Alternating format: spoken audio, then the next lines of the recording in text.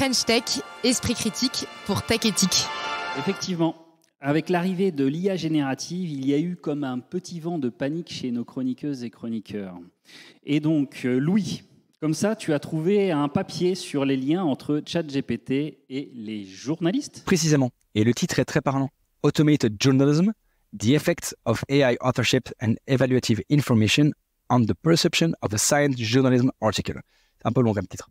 Mais bref, t'imagines le truc ? Journalisme automatisé ?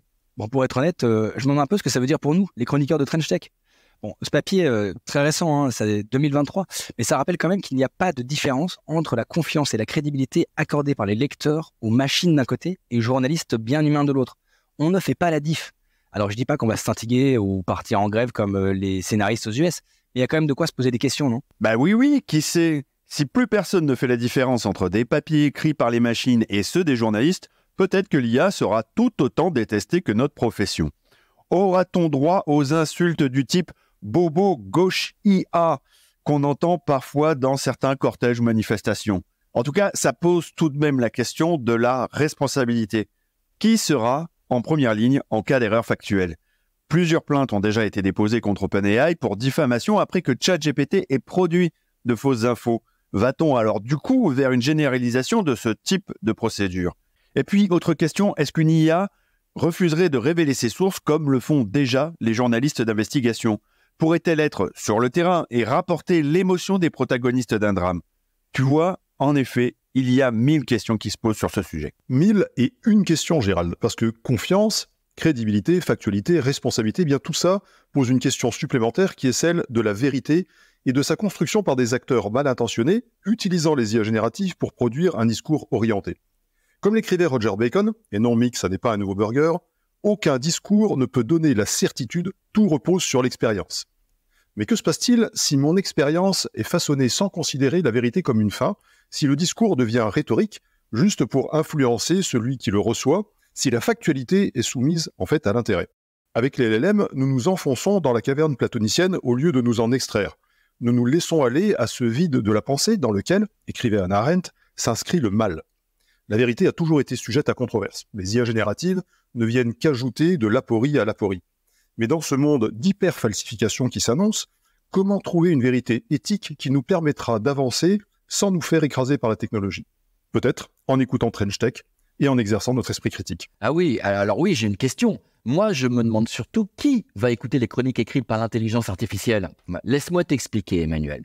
Est-ce qu'on pourrait pas faire écouter ces chroniques, que nous appellerons des Kreinik avec AI dedans, par des oreilles artificielles ? Donc, les oreilles artificielles pourraient nous résumer ces Kreinik en 15 secondes ou nous balancer la meilleure vanne qu'elles contiennent. Pourquoi ? Laisse-moi te faire un parallèle avec la musique, Mick. Actuellement, les humains produisent 100 000 nouveaux morceaux par jour. 100 000, Cyril ! Il te faudrait 208 jours non-stop pour écouter tous les morceaux uploadés sur Spotify hier.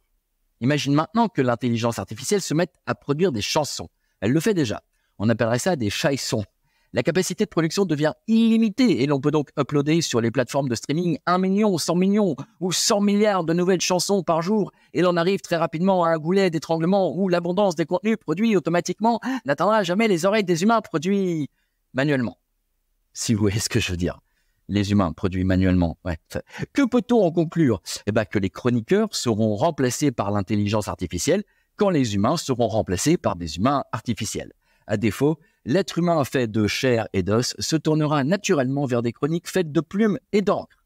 Question de survie, Louis. Attends, Laurent, la théorie, Louis, c'est fini. Laisse-moi te donner des éléments concrets, car il y en a.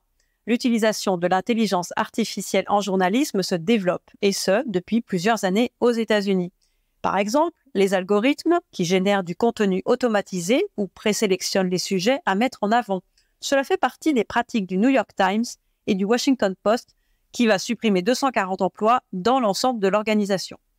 L'intelligence artificielle gagne du terrain, certes, mais en utilisant certaines applis, les journalistes améliorent aussi leur performance. Par exemple, sur le point des fake news. L'intelligence artificielle est un outil capable d'en générer des tonnes, mais elle est aussi douée pour les détecter et lutter contre la désinformation de manière automatisée grâce à ses capacités d'analyse.